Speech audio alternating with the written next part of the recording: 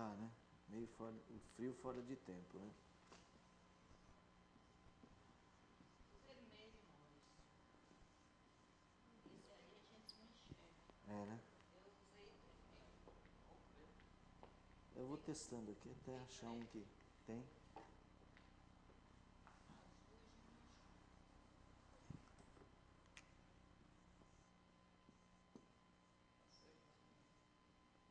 E aqui? Também, esse tá seco, não tem. Esse é aquele que recarrega, pastor? Não. Não. Tem um que recarrega aqui. Não sei se ele está recarregado.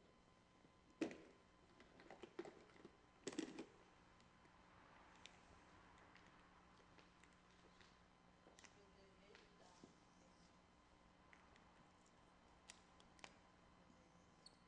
dá pra ver.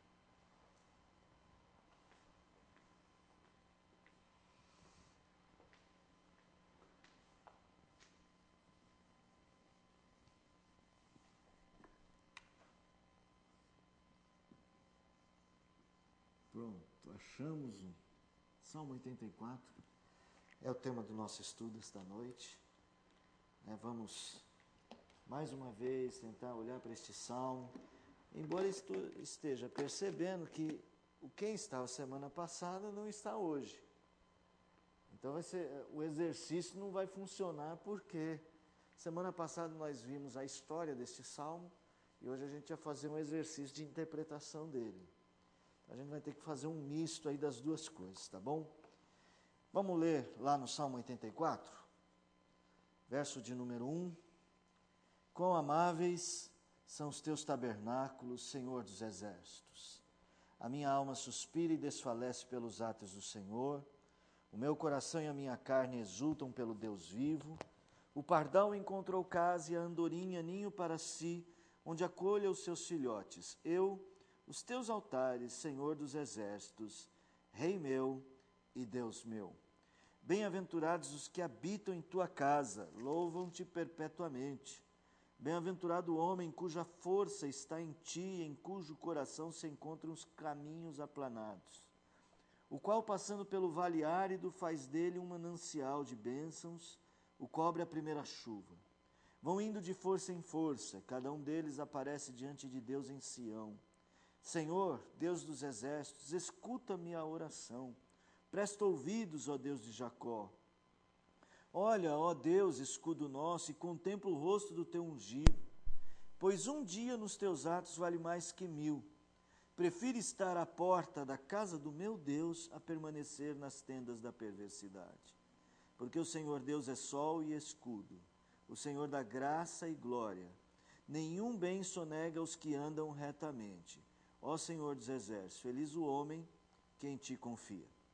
Vamos ficar em pé e, acompanhados aí pelo computador, vamos cantar o hino de número 11. Hino de número 11.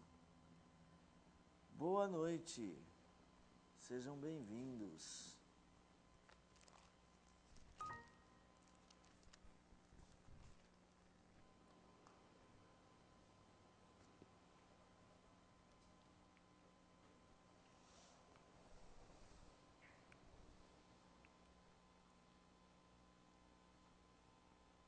Hino 11, Trindade Santíssima.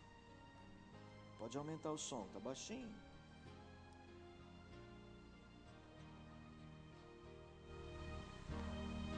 Santo, Santo, Deus onipotente, louvam nossas vozes, teu nome com fervor. Santo, Santo, Santo,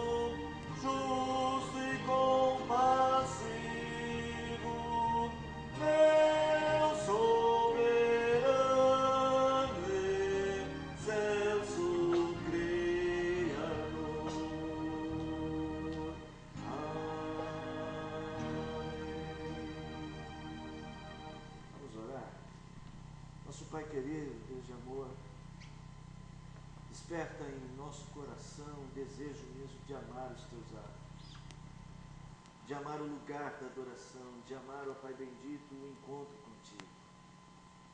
Desperta, Senhor, a consciência de que é melhor estar na tua presença a estar em qualquer outro lugar. Deus, e ajuda-nos a ter não somente o despertamento, mas a coragem para viver esse padrão, Senhor. Abençoa-nos no estudo deste salmo, conceda-nos sabedoria para entendermos melhor, ó Senhor, e aprendermos como averiguar as verdades da tua palavra.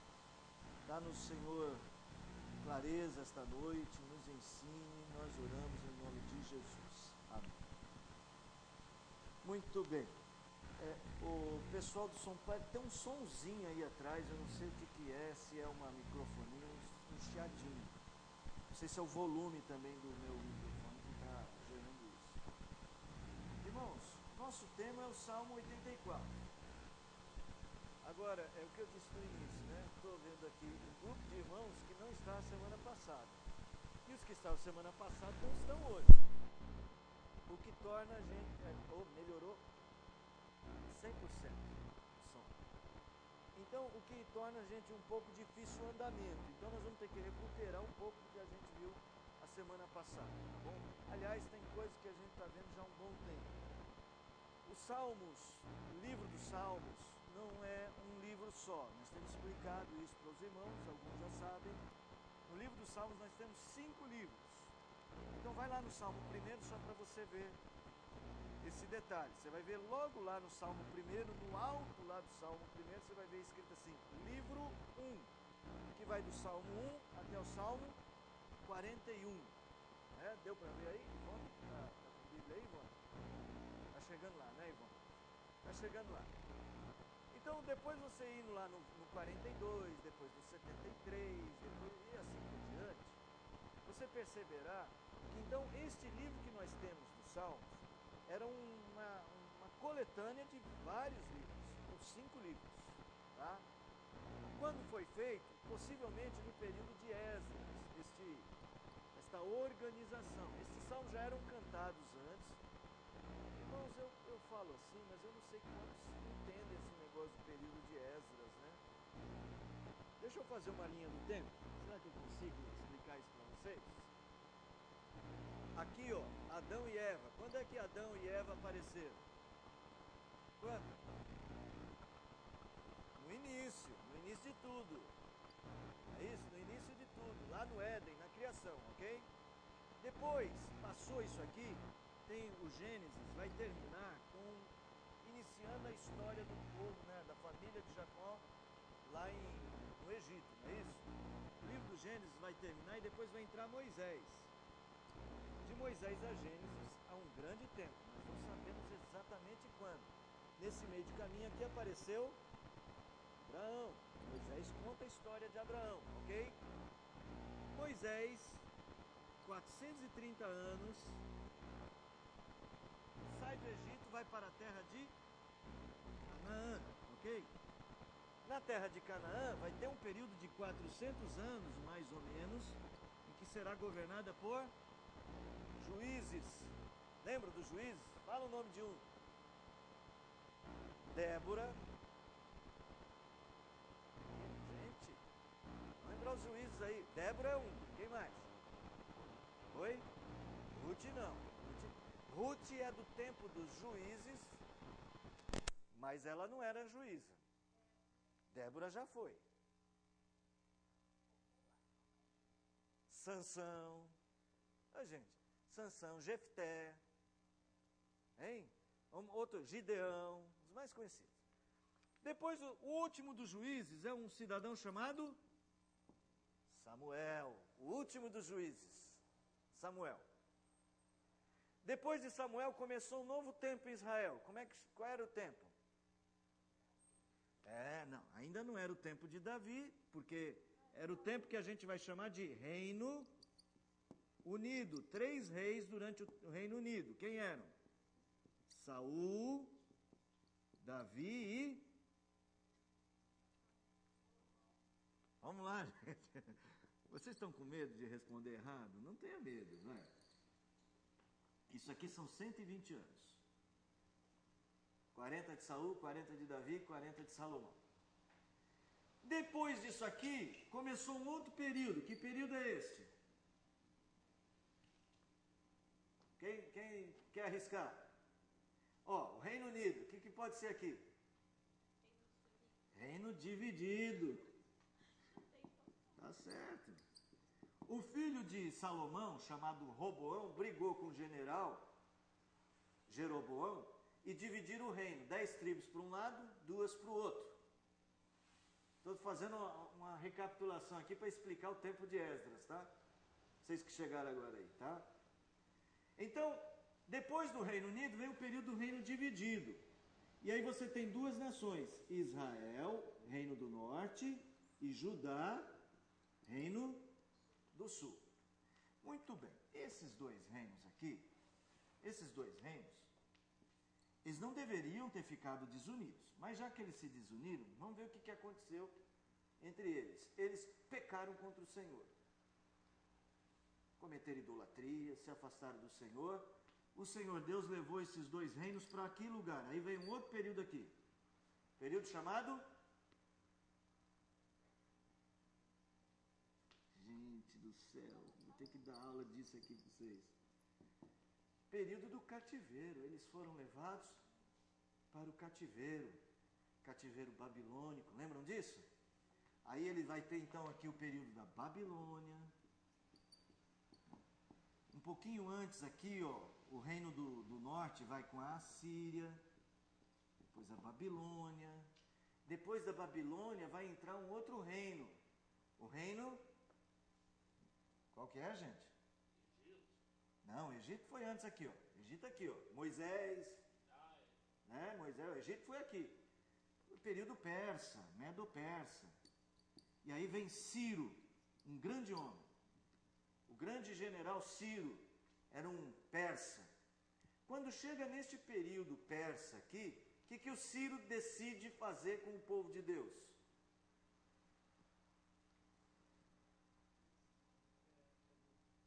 O que ele decide fazer com o povo de Deus? Quem que entra na história aqui? Ciro decide deixar o povo voltar para a sua terra. E aí o povo volta, o retorno do povo à sua terra. Aqui entra o período de Neemias. Neemias vai lá, ele era da corte do rei. Lembra que ele era copeiro? Ele volta lá. E antes de Neemias voltou um cidadão chamado Esdras. Qual é o grande acontecimento desse período? 2 grandes acontecimentos. Reconstrução do quê? Reconstrução de Jerusalém e reconstrução do templo. Quando eles reconstroem o templo,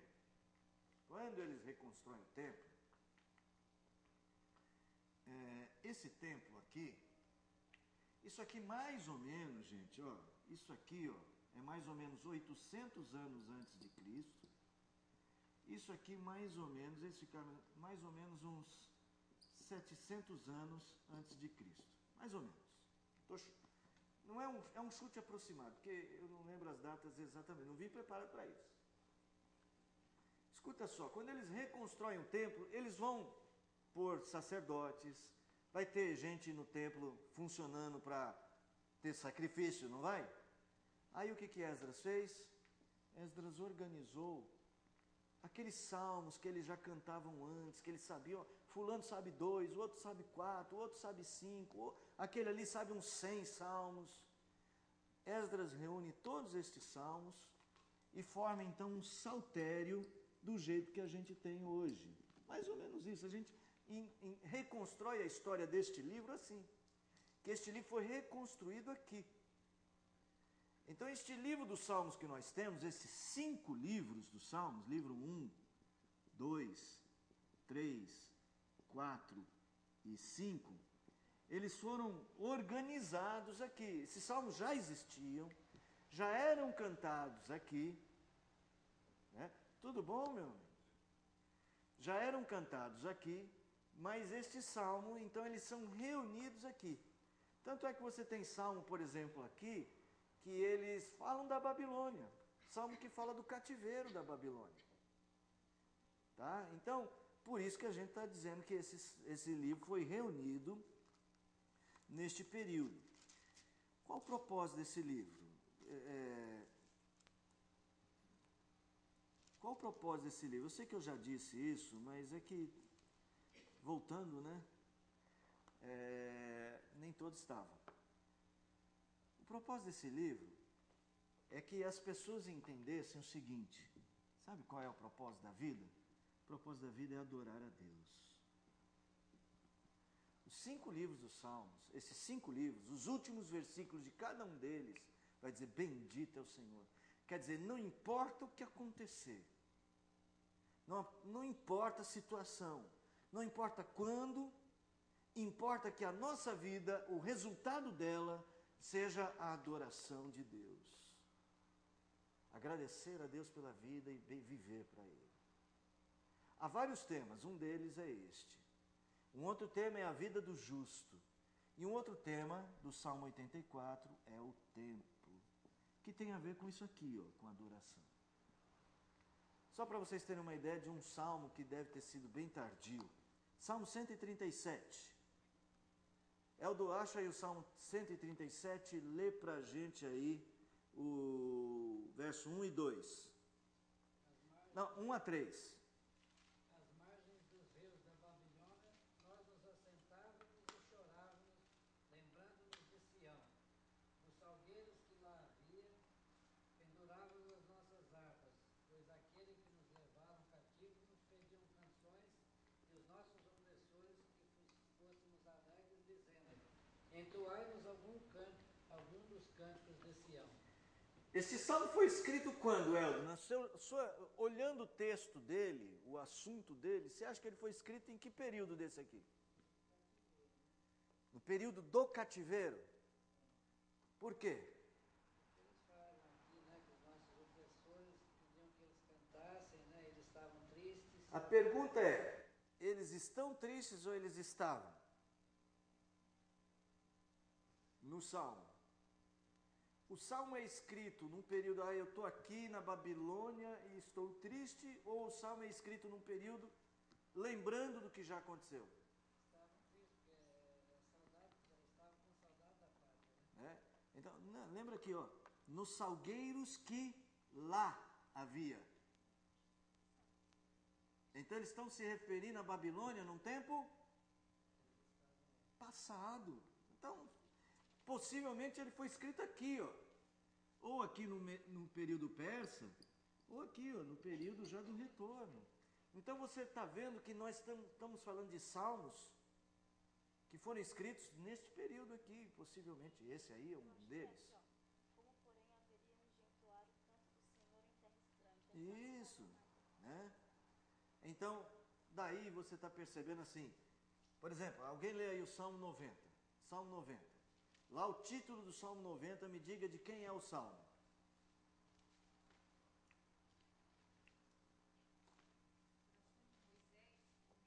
De quem que é o Salmo? Moisés, era a oração de Moisés, o homem de Deus. É atribuído a Moisés esse Salmo. Então esse foi um Salmo escrito quando? Aqui, no período de Moisés. Possivelmente o período, né, já do deserto, indo para Canaã, tá bom? Então os salmos, assim, eles foram ajuntados para servir como padrão de glorificação. E a ideia do salmo é que a gente aprenda a adorar a Deus em qualquer circunstância. Tudo bem, gente? Não dá para recuperar todos os detalhes. Vamos lá para o Salmo de número 84. Ele foi escrito pelos filhos de Coré. Resumindo a história dos filhos de Coré, que eu já contei, os filhos de Coré, aqui ainda, neste período aqui de Moisés, aqui, quando eles estavam no deserto, quando eles estavam caminhando para Canaã, aqui, Coré, Datã e Abirão se reuniram contra Moisés e Arão. Coré era da Arão, tá? Aqui não é Adão, não, é Arão, tá? Coré cidadão aqui era da família de Arão, era primo de Arão. E ele não gostou do fato de que só Arão podia oferecer sacrifício. O trabalho dele no templo era ficar parado na porta, carregar o tabernáculo. Ele trabalhava braçal. E ele estava discutindo por que é que só Arão e os filhos de Arão que podem fazer a parte boa. O que Deus fez com eles? Coré, Datã e Abirão? Não. A terra se abriu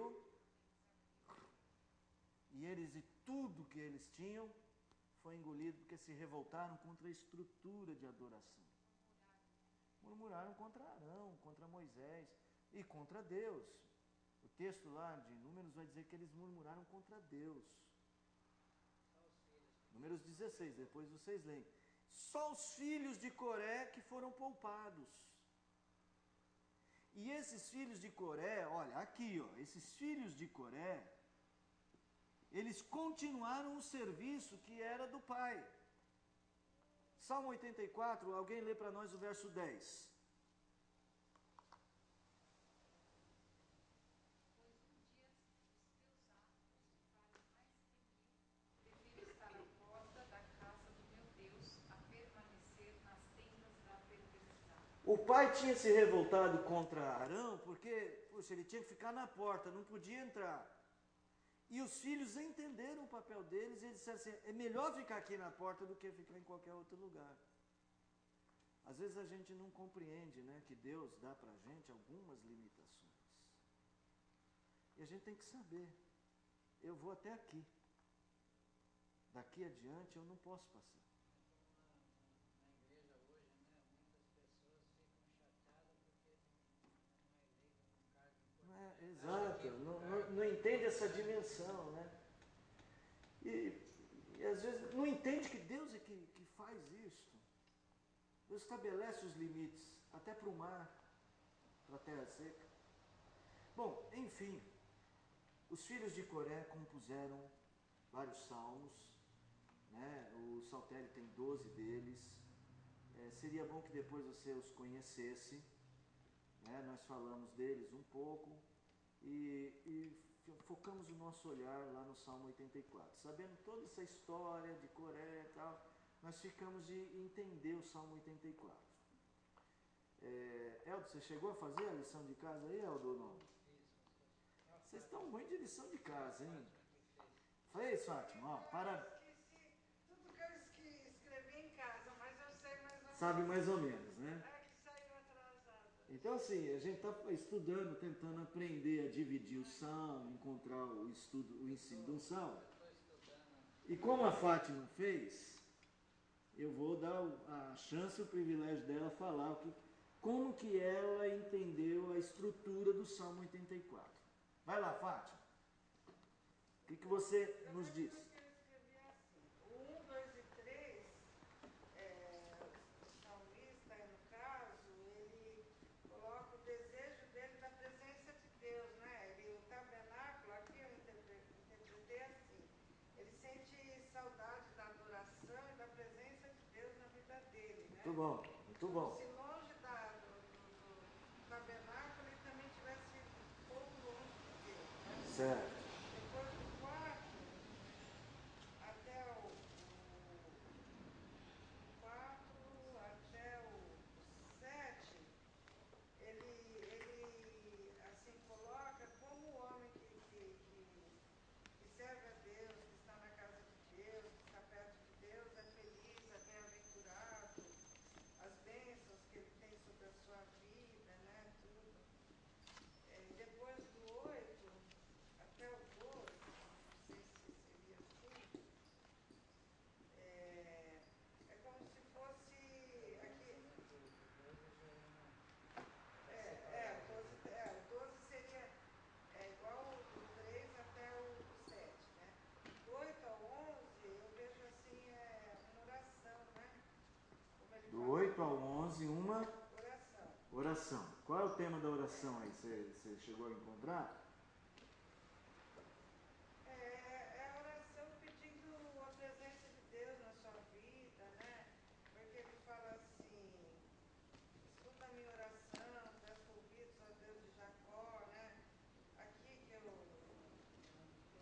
bem, não tem problema, não precisa ser detalhe. Amor, Depois ele fala que contempla o rosto do teu ungido, né? Aham. Aqui que o 10, né? O 10 é um versículo muito lindo, que também está no cântico, né? Exato. Eu tenho esse cedeu, Espírito mudo, né? Pois um dia nos teus atos já Vale mais que mil. Eu dividi assim, né? E o 12, um fechamento, vamos dizer assim, uma conclusão. A Fátima, ela usou um recurso que a gente deu, se você perceber, na letra, há umas letras maiúsculas nesses versículos, e elas estão em negrito. E você vai perceber que essas letras em negrito, elas dividem o salmo em algumas estrofes. Então, o que a Fátima fez é um exercício que a gente já vem fazendo. Encontrar as estrofes e tentar dar um tema para cada estrofe. Foi isso que ela fez. Parabéns, viu, Fátima? Acho que você pegou parte mesmo do conceito, do salmo, né?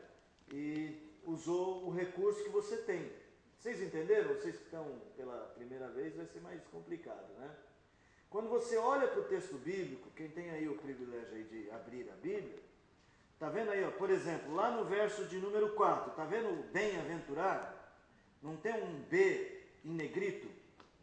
Essa é uma indicação que a publicadora coloca para a gente entender que tem uma estrofe. Então, que dividiu, que mudou, é porque tinha um sinal gráfico no hebraico que indicava essa mudança.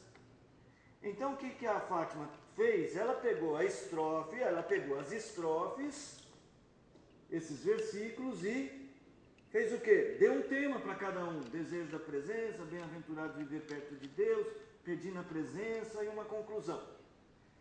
Tá bom. Agora a gente precisa completar isso aqui. Olhando para essa divisão e rapidamente para o que ela propôs aqui, este salmo fala sobre o quê? Quando você olha para o que olhando em geral, se vocês não lessem o salmo e a Fátima explicasse isso que ela está explicando aqui, vocês iam dizer que o salmo fala sobre o quê? Sobre o homem que busca a presença de Deus e vê que o homem que tem a presença é bem-aventurado. Qual é o ponto central? Busca da presença de Deus. Presença de Deus. Presença de Deus. Muito bem, é isso que ela está dizendo e é isso que o salmo está falando. E o que o salmista está dizendo com a presença de Deus? Ele está dizendo assim, a presença de Deus é tudo o que eu quero. Irmãos, vamos pegar o que a Fátima está falando, vamos pegar aqui o estudo que a Fátima fez. Hoje o estudo vai ser da Fátima aqui, né? Depois eu vou dar uma sugestão diferente um pouco, não, você fez certinho.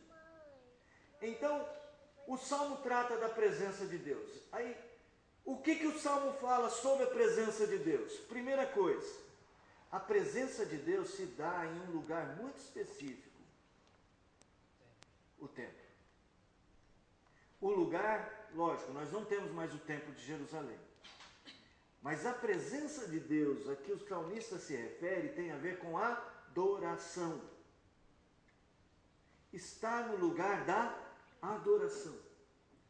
Irmãos, eu tenho insistido, as pessoas estão abandonando o lugar da adoração. Tem muita gente que culta como uma programação qualquer. Eu vou ao teatro? Não. Vou ao cinema? Não. Onde você vai? Vou no culto. Quer saber, hoje eu não vou a lugar nenhum, sabe? Hoje eu vou ficar lendo a Bíblia em casa. As pessoas perderam a noção da importância da adoração. E este é um salmo sobre este assunto. Aliás, todo o saltério tem a ver com a adoração. Deus é digno de ser adorado. Abra aí o Salmo 29. Lê o Salmo 29 só para exemplo, verso de 1 a 3. Salmo 29, de 1 a 3.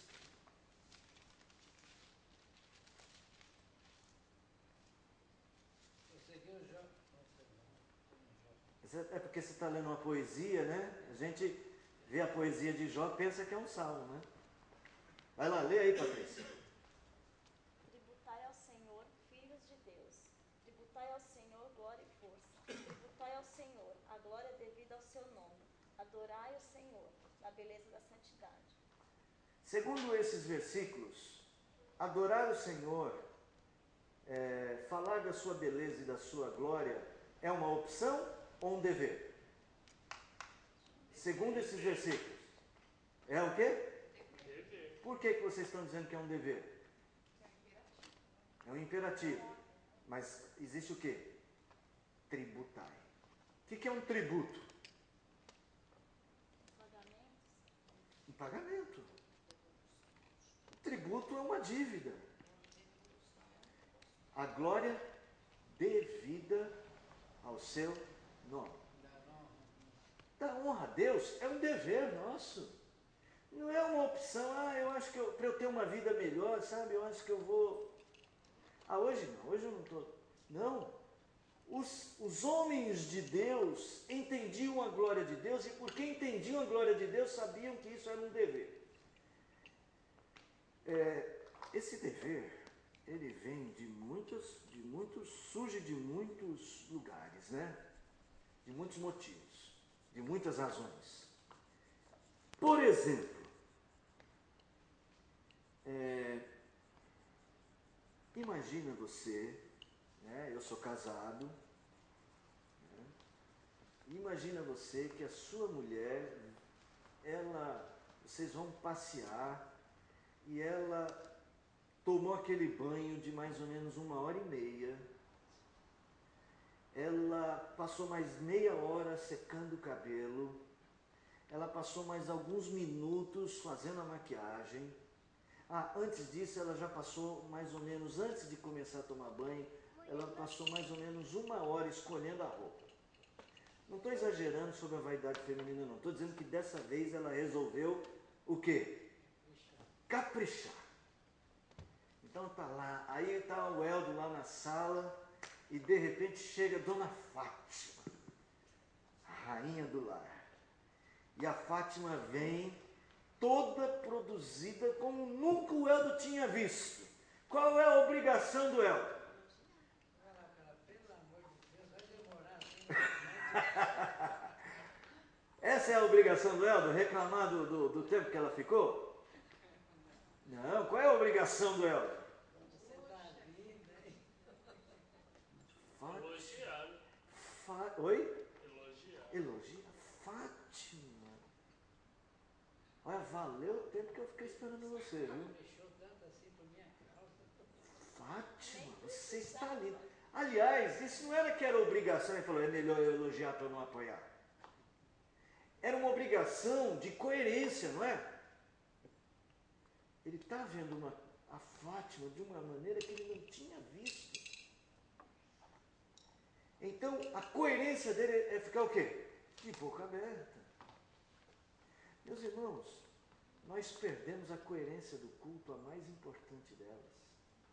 Nós estamos achando que o culto é o pastor Maurício, que é o coral, que o culto é o pessoal cantando e tocando, que o culto é a igreja iluminada. O culto é Deus. O corar aqui, ele faz exatamente isso, né? Ele fica de boca aberta, porque ele começa o 1 e 2, né? Como amáveis são os teus Sim. Senhor dos Exércitos. Sim, exato. Desfalece pelos atos do Senhor. Nós temos que, isso aqui, quando a gente chega para a presença de Deus, o culto deveria ser uma visão tão clara de Deus, mas por que as pessoas deixaram isso? Para mim, é porque os crentes não conhecem Deus. Deus reclama disso. Deus chega para o seu povo lá de Israel e diz assim, pensastes que eu fosse teu igual. Essa é uma das reclamações mais sérias que Deus faz. E tem mais, outra. Muitas vezes Deus fala, vocês me trocaram por bolo de uvas passas. Reclamação que ele faz a Jeremias e a Ezequiel. Eles desprezaram Deus. Como hoje nós desprezamos Deus também. Como nós não entendemos, parece que nós perdemos a noção. Isaías capítulo 1, verso 3. Por que é que o povo desprezava Deus? Criei filhos e os engrandeci. Eles estão revoltados contra mim. Eu acho que ele está no versículo 3. Se não tiver no 3, lê esse versículo aí para mim. Qual que é esse versículo? É o 3? Não, então 1:2. Lê 1:2. Ouvi os céus e dá ouvidos, ó terra, porque o Senhor é quem fala. Criei filhos e os engrandeci, mas eles estão revoltados contra E por que é que eles estão revoltados contra Deus? Lê o 3 agora. o boi conhece o seu possuidor, e o jumento, o dono da sua manjedoura. Mas Israel não tem conhecimento, o meu povo não entende. Eles estão revoltados contra mim. Eles pegaram tudo que eu dei para eles e eles confundiram as coisas. Criei filhos e os engrandeci. E agora que eu os engrandeci, eles me deixaram. Por que eles me deixaram? Aí Deus vai usar esse exemplo, né? Deus aqui está sendo duro. O boi é um animal irracional, mas o boi conhece o seu dono. Meu tio está aqui em São Paulo. Ele tem lá não sei quanto tem lá para um gadinho dele lá? Tem uns 20? Uns 30 cabeças. Chega de tarde. Você pensa que ele vai lá buscar o boi? Chega de tarde, só abre a cancela, os bois já vêm. E se ele fica parado lá, o boi sabe que ele é ele. O boi, animal sem entendimento, sabe quem é seu dono. E o jumento, que é um animal tido como um animal teimoso, também sabe. Mas os homens, os filhos de Deus, não reconhecem seu pai. Porque não conhecem, não têm entendimento de Deus. O Salmo 84 fala da presença de Deus. A primeira coisa então que ele exalta é o lugar da adoração, o lugar da presença. Vamos lá. O que mais que o Salmo 84 fala sobre a presença de Deus? Fala.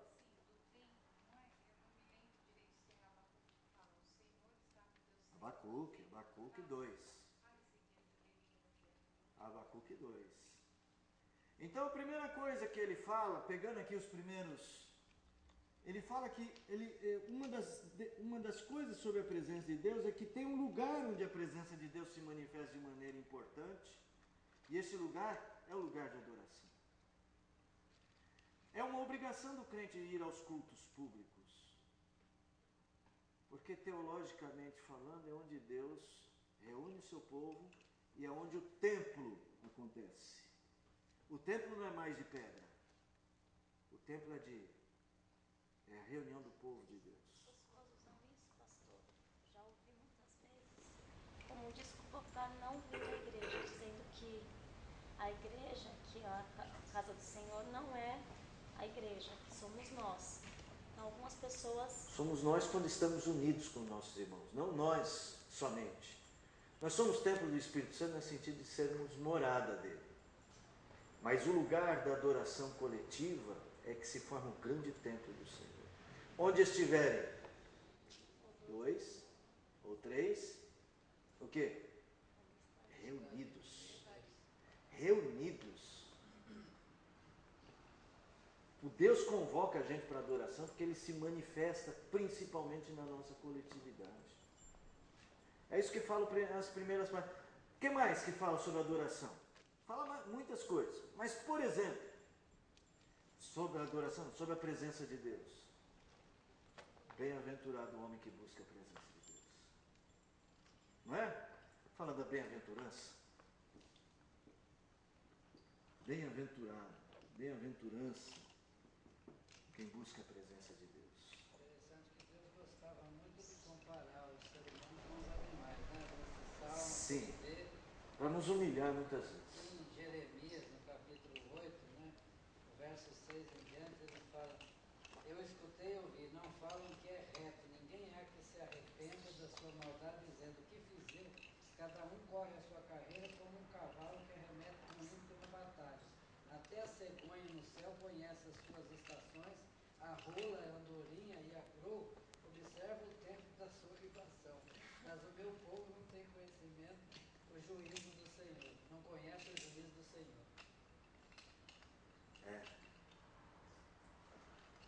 A gente fica muito triste porque eu queria que isso já tivesse passado e isso fosse só no tempo de Jeremias. Mas isso hoje é tão comum. Eu queria que tivesse passado. As pessoas procuram bem-aventurança na vida, querem ser bem-sucedidas. E procuram como? Cada um correndo atrás do que lhe interessa. E qual é a receita dos filhos de Coré? Correr atrás do que interessa? Não. Correr atrás de quem? De Deus. Bem-aventurados os que habitam nos teus átrios. Louvam-te perpetuamente. Sabe por que são bem-aventurados? Porque eles conhecem a beleza de Deus. Irmãos, nós perdemos a visão, perdemos a noção. Deus se tornou um conceito. Deus virou um conceito. Deus deixou de ser pessoal para muitas pessoas, para muitos crentes. Ele não é o Pai. Ele é um conceito. Tem gente que já chama Deus de a energia. Deus é uma energia universal.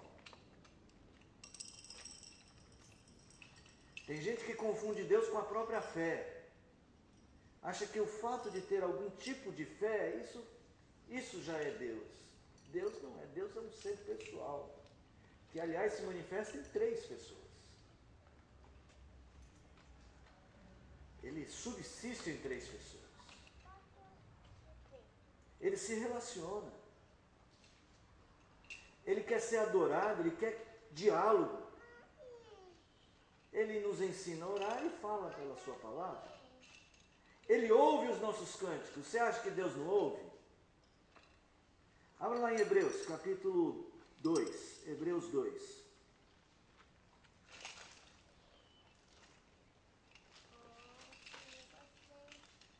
Hebreus 2.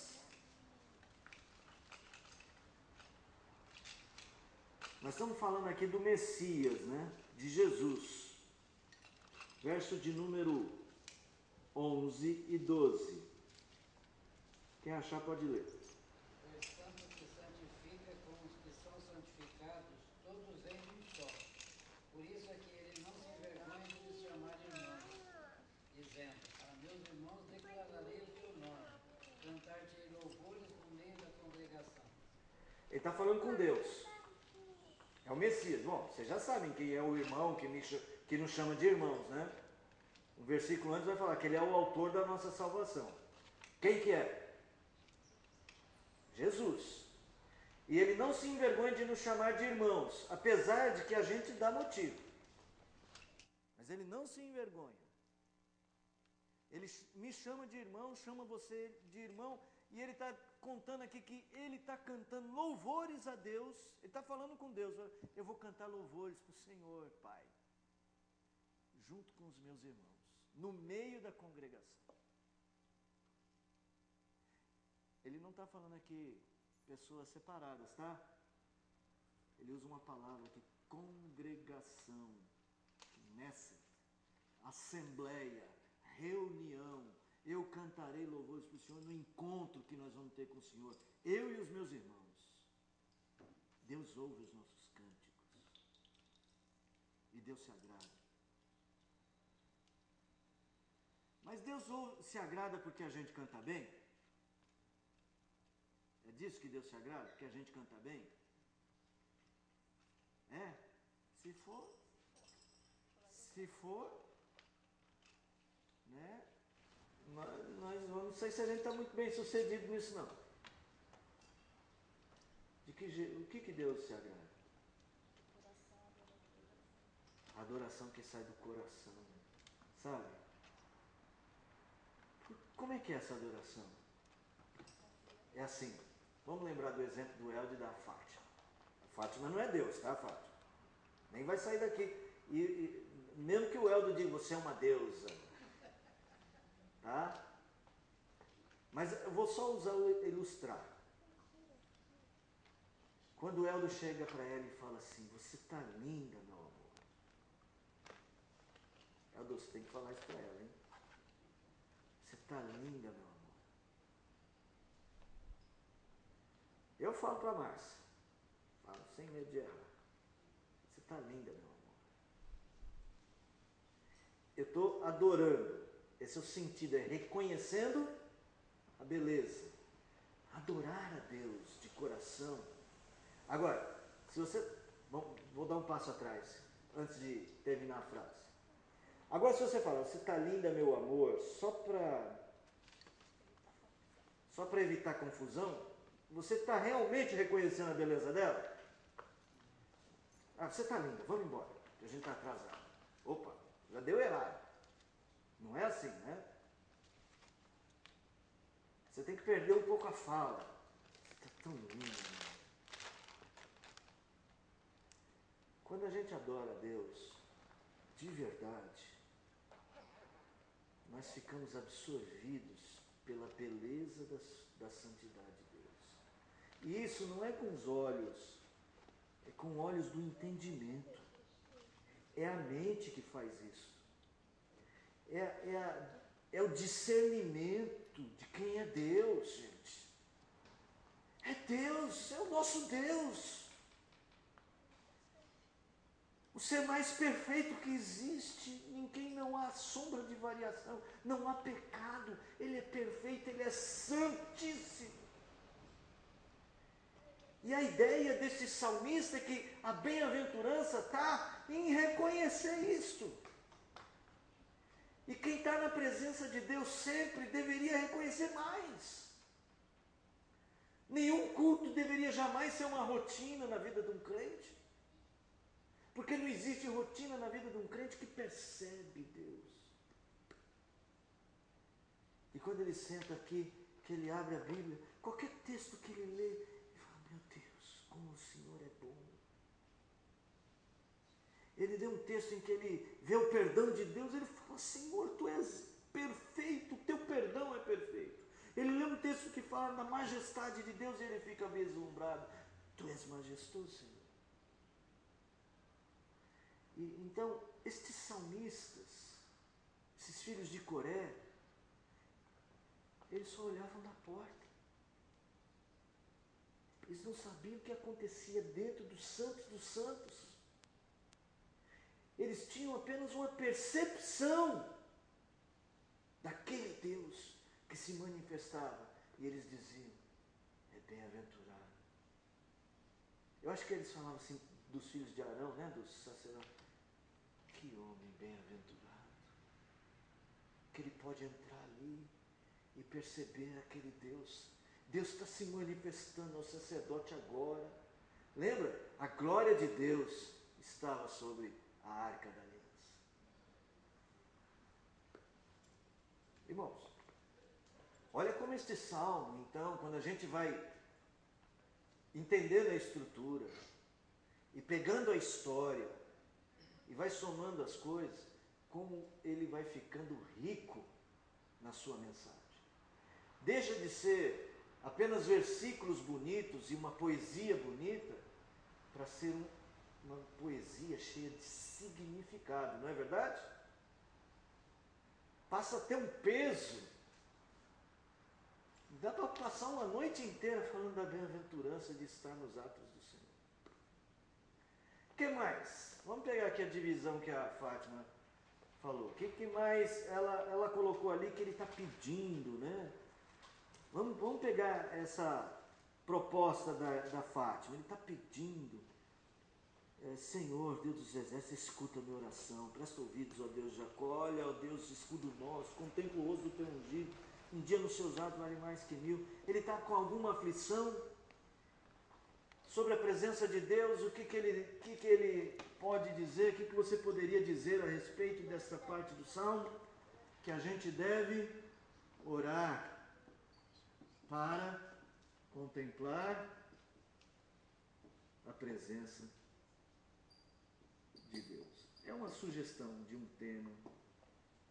Interessante que a aflição dele não era por um problema, quer dizer, é um problema, né, que estava passando, mas era uma necessidade de estar no templo, no ato do Senhor, né? O problema... Não estava preocupado com a vida dele. Não, isso mesmo. Irmãos, nós precisamos aprender a adorar a Deus. Nós precisamos aprender a amar a Deus sobre todas as coisas. Nós estamos concentrados demais nesse mundo. E esse mundo está matando a nossa fé. Está nos tornando pragmáticos. O que dá resultado para mim, isso é que interessa. Então, eu vejo um salmo como este e eu contemplo coisas tão importantes. Parabéns, Fátima. Acho que nós aprendemos muito com a estrutura que você propôs, tá? Então, vamos parar por aqui, porque eu quero encerrar os minutos que faltam. Eu ensinei, então, inicialmente, você achar a estrutura a partir daquelas letrinhas lá, não é isso? Hoje vou tentar propor uma maneira diferente de encontrar a estrutura do salmo. Isso aqui pode ajudar, mas tem hora que isso aqui ajuda, mas não ajuda tanto. Porque tem hora que existem outras maneiras de encontrar a estrutura de um salmo, para estudar um salmo, que vai te ajudar mais. Então hoje eu vou tentar encontrar isso. Em parte você já nos deu a dica, mas vamos completar isso aí. Bom, quem está começando hoje, eu espero que não dá para eu explicar tudo que já foi, mas vamos pegando aí nas entrelinhas, tá? Então, para se encontrar a estrutura de um salmo, eu divido as estrofes e tento achar os temas das estrofes. Tudo bem? Como é que eu divido as estrofes? Por aquelas letrinhas ali que aparecem, as maiúsculas. É uma dica, é uma sugestão. O ideal seria você também entender um pouquinho mais da língua original. Mas como isso não é tão possível assim, esse é um recurso, ok? Um outro recurso, e talvez um recurso muito importante, é você aprender a encontrar o assunto do salmo a partir das coisas que se repetem. Tá bom? Antes de ir para o Salmo 104, abra aí comigo o Salmo de número... deixa eu ver aqui. Salmo de número... Deixa eu pegar um que vai ajudar.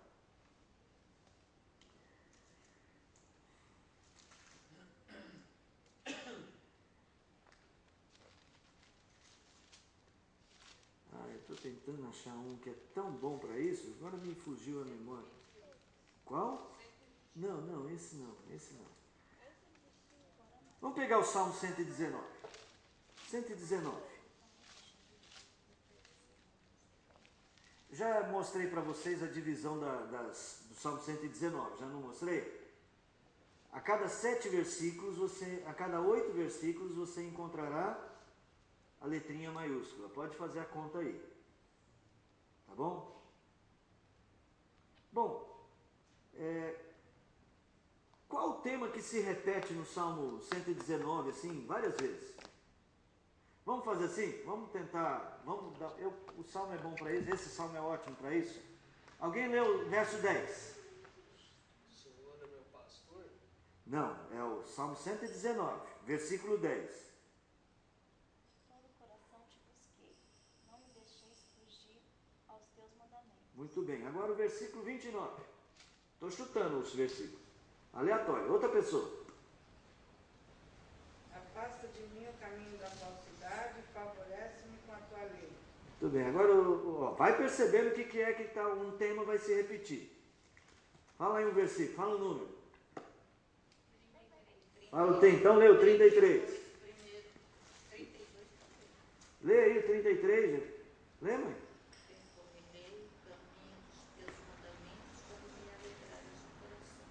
Mais um, vai. Fala um versículo. Chuta alto aí, gente. 100 e quanto? É. 34. Não, chuta 100 e tanto. Vocês estão muito no começo. 145. Lê aí o 145. De todo o coração eu te invoco. Ouve-me, Senhor. Observe os teus decretos. Só nesses versículos que a gente pegou, tem um tema que se repete? Quê? A lei de Deus, os teus decretos, a tua lei, a tua palavra, os teus testemunhos. Esse salmo fala do que, gente? Qual é o tema do salmo? A lei do Senhor. A lei do Senhor é o tema do salmo. Então você vê que um conceito que se repete pode ser uma maneira de você estruturar um salmo, ok? Vamos voltar para o 84. O 119 não tem o autor aqui, né? Não tem. Não tem. Provavelmente é Davi, seria isso, né? Não sei. Não dá para saber. Não tem Não nenhuma, dá para saber. não tem nenhuma deixinha, né? Hã? Não tem Como nenhuma assim deixinha. não tinha? Porque foi, não sei se eu devo perguntar isso, vai complicar, mas foi na época lá, Esdras, né, que organizou. Esdras organizou. Sim. E aí a pessoa já fala, eu sei esse, mas aonde você aprende? Foi Não, estudado? mas quando uma pessoa, quando ele organizou, eu fiz esse fulano sabe do salmo, mas entendo o seguinte, quando, não foi bem assim, né? Não foi uma coisa, quem sabe alguma coisa aí para a gente pôr no livro? Não. Eles já eram conhecidos, esses salmos eram muito conhecidos, muito repetidos, e havia já sacerdotes no tempo de Esdras, como o próprio Esdras, que era um escriba, que eram pessoas que conheciam Mas a não lei. sabiam quem. Alguns eles conheciam o autor e outros não, tanto é que eles não colocam. O salmo que ele conhece, 103, vê de quem que é. 103. De quem que é o salmo? De Davi. Então é eles registrados, salmo de Davi. O 119 não tem o registro, então a gente não sabe de quem é. Tem uns que é assim, salmo de ações de graças. Não, mas isso aí esse negrito é a editora que coloca. Né? Só aquele que é as palavrinhas menores, são mestre de canto, oração de Davi e tal. Esses sim são os títulos. Bom, voltando ao Salmo 84, vamos encontrar um conceito que se repete no Salmo 84? Vamos lá? O que vocês acham? Eu vou dar a minha sugestão aqui para a gente ganhar tempo, pode ser? Só como exemplo. O tema da bem-aventurança. Olha só, versículo 4. Bem-aventurados. Versículo 5. Bem-aventurados. Versículo 12. Feliz o homem. Lembra a ideia de bem-aventurança, felicidade? Eu posso estruturar a mensagem desse salmo a partir dessa estrutura da bem-aventurança. Então, um conceito que se repete no salmo, ele pode ser uma maneira de você estruturar o salmo. Aí então se eu for fazer uma mensagem neste salmo, eu vou falar assim, a bem-aventurança de estar na presença do Senhor. A bem-aventurança de buscar o Senhor, a bem-aventurança. Entenderam? Ou a felicidade do homem que anda na presença do Senhor. Sim, exato. Um outro conceito que eu separo aqui, que também se repete no Salmo, é o conceito Senhor dos Exércitos. Você vai ler aí, versículo 1, Senhor dos Exércitos. Versículo 3, Senhor dos Exércitos. Versículo 8, Senhor Deus dos Exércitos. Versículo, onde mais? Versículo 12, ó Senhor dos Exércitos. Olha só que interessante. Ele usa a palavra escudo, né, que tem a ver com, muitas vezes, aqui ó. Sim, tem a ver com o Senhor dos Exércitos, né? Tá certo. Verdade. Qual é a grande bem-aventurança? Ela é centrada em quê? A bem-aventurança. Ela é centrada, como vocês disseram, na presença do Senhor dos Exércitos.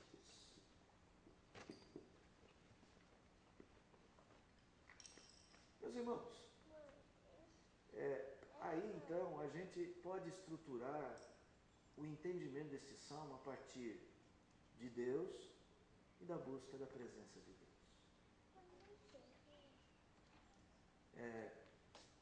Hoje nós vamos parar por aqui, só para exemplo, tá? Só para você ter como exemplo. O texto, essa estrutura, ela não tem um formato simétrico. Tantos versículos para cada parte. Nem sempre será simétrico, porque você está trabalhando com um tema. Você está dividindo o assunto do Salmo a partir do tema que se repete. Eu estou colocando bem-aventurança porque é uma palavra que está se repetindo de uma certa maneira. Mas poderia ser que nem no Salmo 119, o tema da palavra. Você entendeu um assunto no Salmo que se repete. Isso é uma maneira de você estruturar e de aprender. Por exemplo, a primeira bem-aventurança tem a ver com a exaltação da casa de Deus. É bem-aventurado estar na casa de Deus. Olha aí, voltando a trabalhar com aquele defeito do nosso tempo, as pessoas não entendem mais o vir ao culto como uma bem-aventurança. Muita gente encara como uma obrigação, assim, eu tenho que ir lá porque eu tenho que fazer alguma coisa. A segunda bem-aventurança tem a ver com o caminho da experiência de quem busca Deus. Foi assim que eu coloquei. Deixa eu explicar por quê. Bem-aventurado o homem cuja força está em ti, em cujo coração se encontram os caminhos aplanados. Ele passa por um vale árido, mas ele faz dele um manancial. O homem que busca a presença de Deus, ele é bem-aventurado, porque para buscar a presença de Deus a gente tem que lutar, gente. Lembrando aqui desses contextos desse povo, para eles irem até o templo, eles tinham que fazer o quê? Caminhar, viajar, correr perigo. Você citou o Salmo 23. Ainda que eu ande pelo vale da sombra da morte, não temerei mal algum. Viver uma vida de verdadeiro adorador é se esforçar para isso. Não é fácil, não. Então, a segunda bem-aventurança tem a ver com a estrada árida de quem quer seguir a Deus de verdade. Tem gente que quer chegar aqui na igreja, sentar, começa a servir a Deus e aí a vida... Essa é uma maravilha. Não vai ter problema nunca mais. Gente... É um conceito que tem, como Deus tem que ser colocado como conceito. Quando você fala assim, até quando você vai evangelizar, o conceito está tão... Quando as pessoas falam assim, preciso que você ore por mim, porque preciso de uma bênção urgente. É assim que as pessoas... Eu hoje conversei com um rapaz, achei tão interessante, nem falei muita coisa, porque ele está sofrendo, não é a hora uma pessoa que está sofrendo você querer dar lição de moral, né? Ele está sofrendo, a mulher está com câncer, meu pai conhece, minha mãe também, está com câncer de tireoide, fez uma cirurgia. Ele disse que ele tem 7 meses que ele não dorme direito. E ele gastou um dinheirão que ele não tem na cirurgia da mulher. Né? E ele falou assim para mim, olha, estou precisando muito de oração. Desculpa. Até meu filho vai lá em casa orar por mim, porque nós estamos precisando muito de oração. Fiquei constrangido porque eu sei que ele está sofrendo. Não sou eu que vou ficar. Naquela não é a hora, né? Mas você percebe que a visão dele é que o que ele precisa é resolver o problema. Ele não compreende que aquela deveria ser uma estrada árida para ele chegar a Deus. Porque vamos e venhamos, né, gente? Nós, quando o caminho está tranquilo, nós não caminhamos na direção de Deus. Não é natural isso. Quando o caminho está tranquilo, a gente vai para que lado? Para o meu reino. Nós precisávamos aprender com os caminhos áridos a nos aproximar de Deus. Ele precisa de Deus. E às vezes ele não está percebendo que isso já é Deus chamando. Quem sabe a gente vai ter oportunidade de falar isso para ele, né? Essa segunda parte do tema do Salmo é mais longa. Ela vai do verso 5 até o verso 12. Ela também é mais prática. É sobre as experiências que os homens viviam para chegar à casa de Deus. O salmista enfatiza o caminho que leva o homem à presença de Deus. Como ele é trilhado, ele aponta para o coração. Olha só que interessante. Os caminhos não eram fáceis, eles se tornavam fáceis no coração da pessoa. O caminho era cheio de sobe e desce, mas no coração dele era como se ele fosse plano. Porque ele tem um objetivo, o objetivo dele é Deus. Aquilo motiva. Ele não importa qual é a dificuldade, ele vai até Deus. É muito lindo esse salmo, não vamos nos delongar, tá bom? A terceira bem-aventurança é que Deus é o centro da adoração templária. Quando a igreja está reunida, quem é o centro? É Deus. Não é o pastor. Não é a pregação do pastor. É a pregação que Deus faz através do pastor. Não é o coral. É o Deus que o coral louva. Não é o conjunto. E nem é você sentado aí no banco. Você não é o centro da adoração. É o Deus que te trouxe. As pessoas falam, vai na igreja para se sentir bem, né? Não, ele tem que ir na igreja para buscar a Deus. Por isso o salmista termina assim: bem-aventurado, feliz o homem que em ti confia. É o Senhor dos exércitos. Então, irmãos, essa é uma outra maneira da gente dividir o salmo e entenderam, né, o esquema? A ideia não é eu dar a solução, o salmo pronto. A ideia é você entender. A Fátima entendeu muito bem a estruturação a partir dos versículos lá das estrofes. Agora você vai também ter um outro modelo. Além das estrofes, deixa eu ver se existe algum tema. E quem sabe juntar os dois modelos. Ver se as estrofes e os temas estão próximos. De uma certa maneira até estava, né? De uma certa maneira. Legal? Alguma pergunta? Ajuda muito saber o autor, né, pastor? Ajuda muito, os filhos de Coré. É que a gente já em outras ocasiões aqui, a semana passada eu falei muito sobre os filhos de Coré, nós vimos a história dos filhos de Coré. Aqui eu pude passar rapidamente só. Ajuda muito. Eram levitas que trabalhavam no templo, eram os filhos. Não eram só músicos, eram músicos e porteiros. Havia deles que eram porteiros e havia deles que se tornaram músicos. Entre eles um muito conhecido chamado Jedutum. Né? Asaf não, Asaf não era coratita. Asaf era, acho que era de Merari, dos filhos de Merari.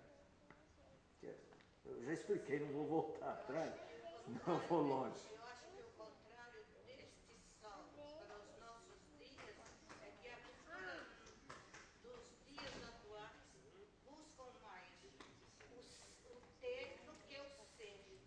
Mas naquele tempo também buscavam, não é?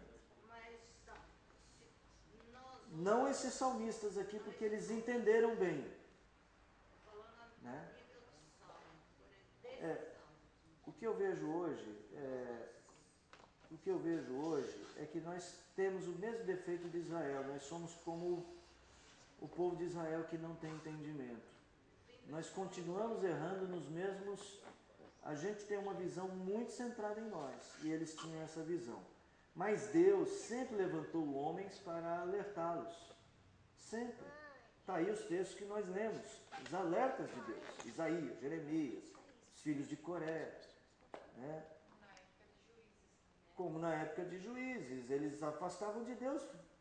Morria o juiz, eles caminhavam para longe de Deus.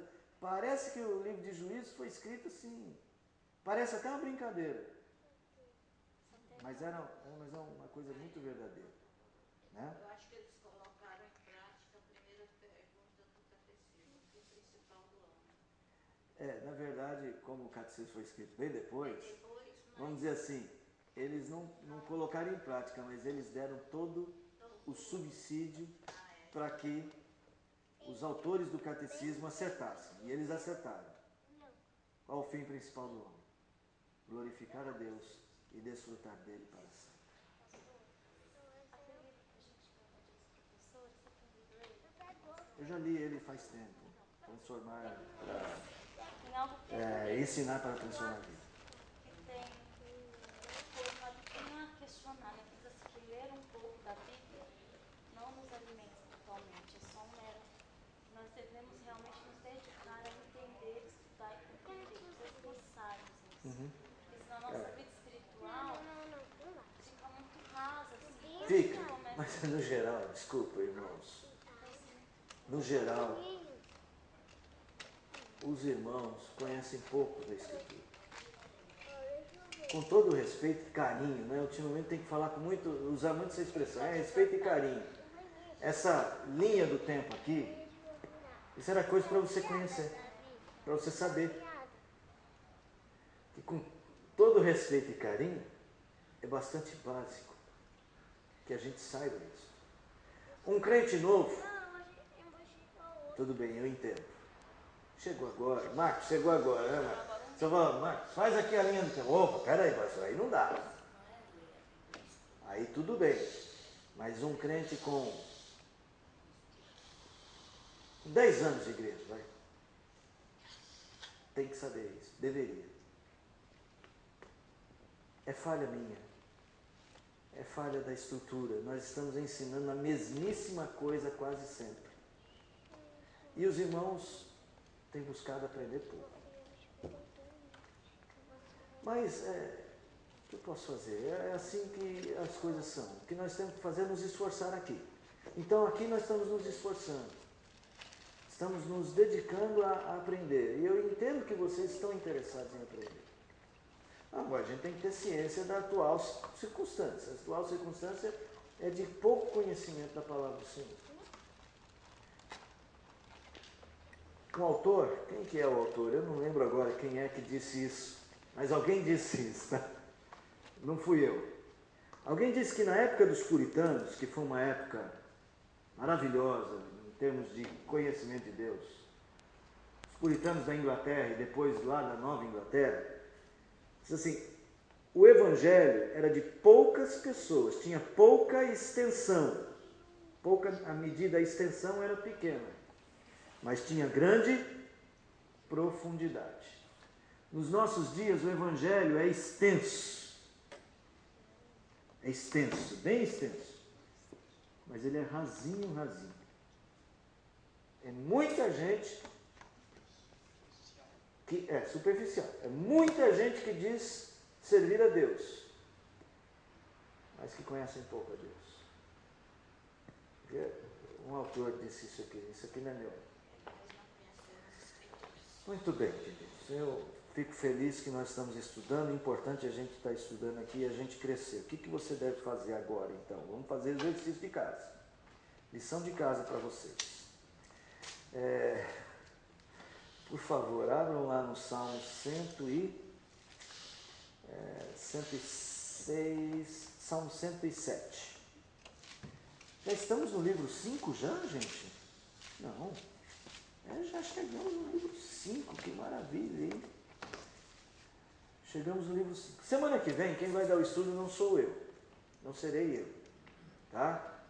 Quem vai dar estudo é o seminarista Marcos Kleber, que esteve pregando há algumas semanas aqui na igreja. Ele já tem um estudo preparado no Salmo 3. Ele falou, pastor, esse tipo, eu expliquei mais ou menos como que é os nossos estudos aqui, e ele falou, esse tipo de estudo eu já fiz no Salmo 3, já tenho mais ou menos preparado. Aí eu falei para eles que é vocês que decidem qual é o Salmo que a gente vai estudar semana que vem. Se vocês aceitarem o Salmo 3, tudo bem, eu falo para ele, não, pode trazer o estudo no Salmo 3. Se não, vocês escolhem entre o Salmo 107 até o 150. Só não pode ser um muito conhecido ou 117. 117 não pode, nem o 133. O que vocês querem? Salmo 3 ou querem escolher um? Acho que ele vai estar melhor preparado, né? No Salmo 3. Então pode escolher eu. Ele falou, lógico que ele vai estar melhor preparado, até porque ele já tem o texto, né? Mas nada impede que ele prepare um estudo para outro salmo. Quero saber o que vocês querem. Eu disse para ele que aqui é a ditadura, a democracia, a ditadura do povo. Vai lá. O que vocês querem? Salmo 3 ou querem escolher um do 5º livro? Lembrando que o 5º livro, já expliquei aqui, ele contém aqueles salmos chamados Halel. Um conjunto de salmos, Halel é aleluia, de adoração a Jeová. Né? Um conjunto enorme de salmos chamados de Halel. Tá bom? São bem interessantes também. Não vale o 119, né? O 119 é muito conhecido e o tema a gente já falou. Não vamos para os salmos conhecidos, tá? 121, vamos fugir deles, vamos para salmos que a gente não conhece tão bem. Vai lá, gente, o que vocês querem? Quem é a favor do Salmo 3? Levante a mão. Salmo 3. 3 que ele tem preparado. Preparado é o 3. Quem é a favor do 3, que é o que ele tem preparado? Só a Fábio. Não, é o também. São 3 pessoas. Então, a maioria escolhe o quê? Um salmo novo para ele ou 3? Gente, se manifestem, hein? Quem quer um salmo novo para ele estudar um salmo novo? Não o 3. O novo, levanta a mão. 103 ganhou. O 3 não, 3. Tá bom. Então eu vou falar para ele que pode ser o salmo 3, tá bom? Para mim não tem problema. Depois a gente vai ter que estudar um salmo do 5º livro para a gente fechar os estudos nos salmos. É que a gente quer fechar o senhor. Não, eu faria outro, porque eu tenho um detalhe que eu preciso ainda vou explicar outras coisas. Está na internet, né, pastor? Estudos anteriores. Ó, não sei se já estão no site, mas então devem estar gravados. Tá bom? Luiz, muito obrigado pela visita, Luiz. Que Deus abençoe. Marco, obrigado. Eu não fui lá porque tinha um pintor na minha casa, tá bom? Você também não foi? Ah, estava chovendo, não me toquei disso. Que Deus abençoe muito vocês que nos visitam hoje, tá? Nós vamos encerrar cantando o hino 146. Será que o pessoal do som está a postos aí, meus irmãos? Vamos ficar em pé? Vocês vão ficar em pé no primeiro hino? Nós vamos cantar esse em pé? Já que falamos tanto da presença de Jesus Cristo. Abençoe muito vocês que nos visitam hoje, tá? Nós vamos encerrar cantando o hino 146. Será que o pessoal do som está a postos aí, meus irmãos? Vamos ficar em pé? Vocês vão ficar em pé no primeiro hino? Nós vamos cantar esse em pé? Já que falamos tanto da presença de Jesus Cristo. Abençoe muito vocês que nos visitam hoje, tá? Nós vamos encerrar cantando em 146. Será que o pessoal do som está a postos aí, meus irmãos? Vamos ficar em pé? Vocês vão ficar em pé no primeiro hino? Nós vamos cantar esse em pé? Já que falamos tanto da presença de Vocês estavam reproduzindo o que a gente tinha acabado de falar. Não está saindo ainda. 146.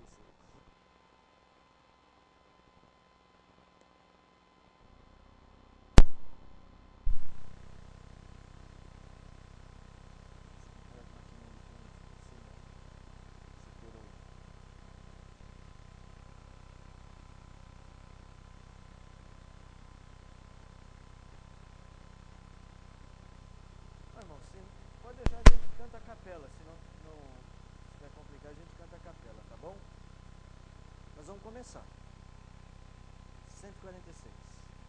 Oh, quão preciosa e rica promessa de Jesus Cristo, celeste Rei.